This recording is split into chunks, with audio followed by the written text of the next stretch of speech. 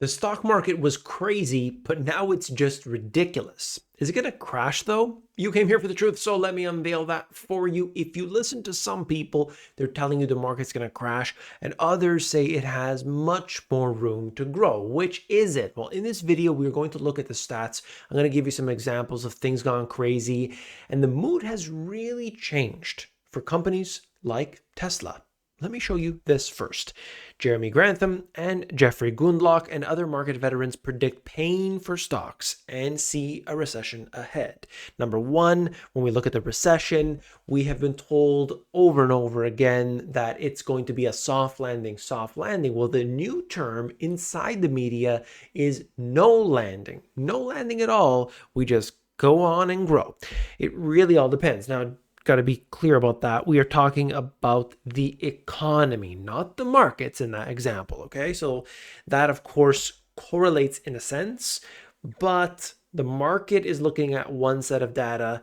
The economy, when it comes to the jobs, when it comes to everything else, that's another set. So we have to understand where the market gets its numbers from. Let's say, where does it get its pricing from? Part of that, the vast majority of that, is going to come from money printing. That's right. Easy money brings high stocks. The S&P 500 is trading near all-time highs. It did in fact break all-time high records as markets have shrugged off economic fears. Top investors, economists are warning about the issues. You got Jeremy Grantham, David Rosenberg, Jeffrey Gundlach, Gary Schilling, all people that are very reputable. Now, what are they saying? The markets have gone too high. If there's a recession, markets are not going to like that. And of course, there have been problems. You got the yield curve inversion. You've got all these different indicators that have popped up, which have been historically extremely accurate, saying, look, the market's going to come down. I think the question here for many people is, am I going to lose 5, 10, 20%? Or is it going to be a crash of severe proportions and I'm going to lose 50, 80% of what I've invested? That's really where we are at. Now, of course, everything reverts to the mean. The problem here is that when stuff goes sky high, when it skyrockets, when it takes off, you have to understand where the mean would be. Now, a lot of times we never even get back there for some particular investments. Things don't necessarily all have to go back to these levels. It's more of an average. If there's real enthusiasm or euphoria even in some things, it may not ever reach fair value. It may not happen. And so what we can see in this example here is that the stock market, let's just say, pick any stock, Nvidia stock or whatever, and it goes 400, 500, 600. Oh my goodness. Well, you could have argued it was overvalued at 300 when it was rapidly rising 300% in a matter of a year and a half. But it not only doubled, it went even higher than that. Some say it could triple from that very high point, becoming one of the handful of the biggest companies in the entire world. So we have to start balancing everything out. Amount of money that was printed, comparison to the stocks around it, comparison to current valuations, and start to make sense of it. The percentage, when we look at the stock market, that's a lot of stocks when we're talking about it. As of now, only a handful of stocks have carried the market forward. Keep all of this in mind as we move on.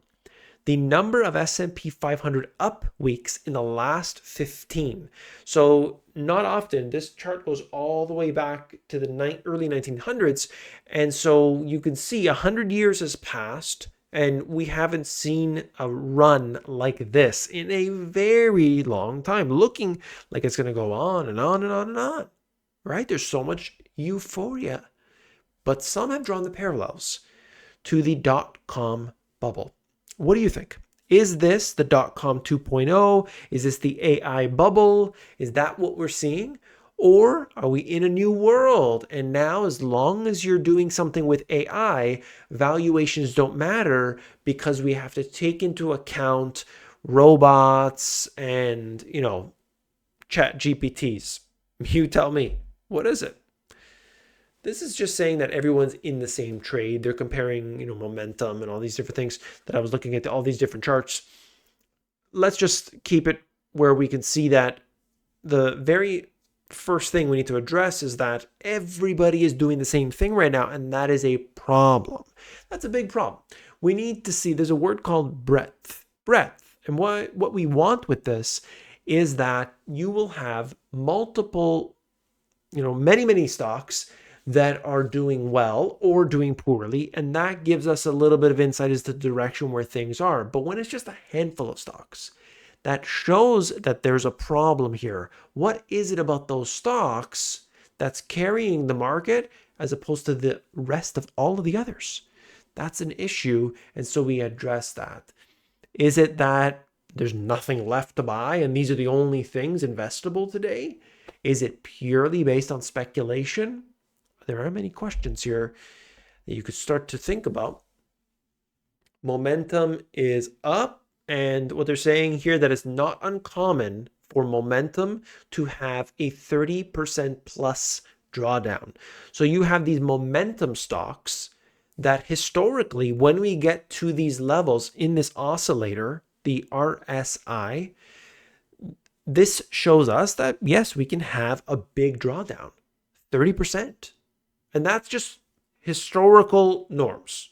Now, what I was trying to address a few minutes ago, using the example of Nvidia, if it hit, let's just say 800, and it came down by 30%, anybody who got in near that top is going to be crying probably, but it is still considerably higher than where it was when people were saying it was overvalued at 200 and 300 and 400. You understand what I'm saying?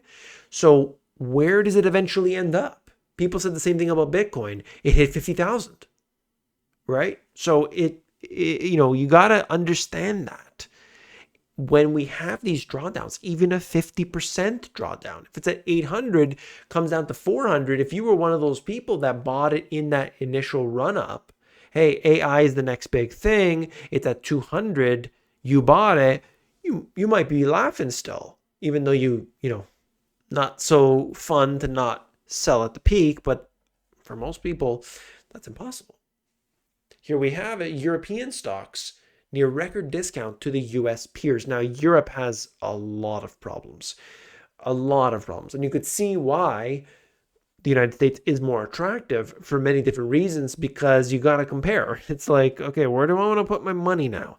In Europe? Not exactly. I mean, there's a handful of stocks, but you could see the difference between Europe and the United States. And then we can look at a couple of those stocks. Europe's heavy return concentration. European benchmarks return are dependent on just 3 stocks this year. It is ASML, again, chips, AI, right? Novo, SAP, and LVMH. So those are the stocks that they mentioned here out of Bloomberg. All you need to know is that, of course, we do have a concentration in one thing, and that is tech, specifically looking at AI, looking at chips, right? You can see an example of Nvidia going absolutely berserk, and it is shocking to see how far it has come in just like a few trading days. The price multiplied. That's bad. Even if you are heavily invested in the stock, you do not want to see that happen unless you're starting to trim.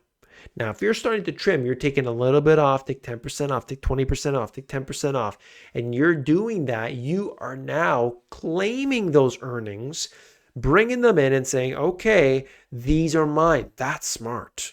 We have this example over here, SMC.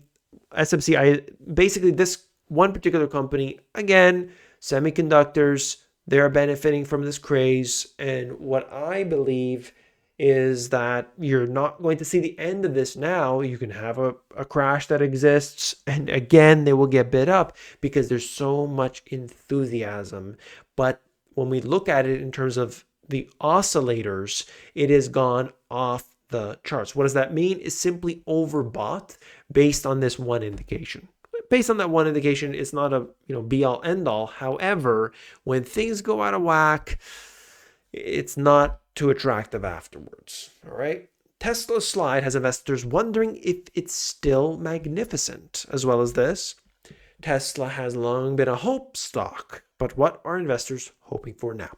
So we can see this. This was the stock from 2019 to 2020. There are YouTubers today that have hundreds and hundreds and hundreds of thousands of subscribers simply because they kept pushing the stock from 2019 all the way through into 2021. And they did very well as a result of that, made a lot of money. Okay. And now what? Now they're talking about other stuff because Tesla is not so attractive anymore. What was that big run up? They were told that there was going to be 1 million robo-taxis on the streets by 2020. They were told that. They were told the Roadster was coming. What happened to the Roadster?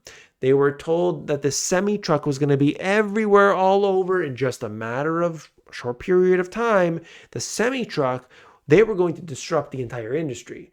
That stuff, oh, and by the way, more importantly, not just the robo-taxis, but full autonomous driving for everyone.